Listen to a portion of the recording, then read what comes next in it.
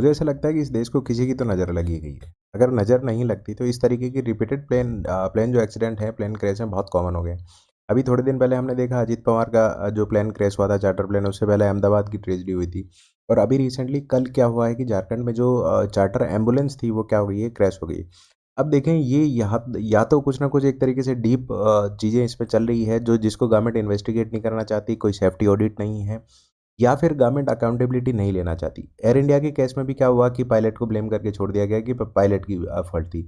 अब आप सोच के देखें कि प्लेन क्रैश हो चुका, पायलट की डेथ हो चुकी, और उसके बाद में पायलट को ब्लेम करना कि पायलट साइकोलॉजिकली इल था।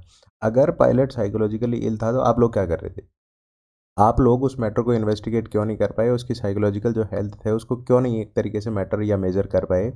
और अभी एक रिपोर्ट भी ऐसी आई है कि इंडिया ने लास्ट एक तरीके से 5 साल में 53 एयर एक्सीडेंट हुए हैं, और ये अजीत पवार और इसको ऐड कर दें आज वाले को, तो ये 55 एयर एक्सीडेंट हो गए हैं जिसमें 320 प्लस डेथ।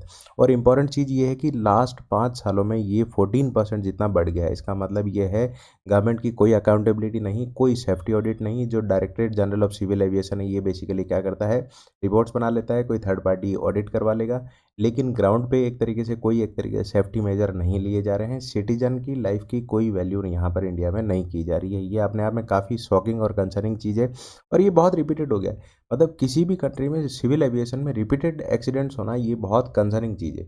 तो गवर्नमेंट को अकाउंटेबिलिटी लेके इस पर सीरियसली एक तरीके से क्या करने की ज़रूरत है, इन्वेस्टिगेशन की ज़रूरत है, प्लस सेफ्टी ऑडिट्स बहुत रेगुलर होने चाहिए। जो फ्लाइट ड्यूटी टाइम रेगुलेशन जो पायलट की फटीग को कम करने के लिए थे उनको इम्प्लीमेंट करने की ज़रूरत है, जिससे बेसिकली क्या हो सके, प्लेन क्रैशेस को कम किया जा सके। Thank you.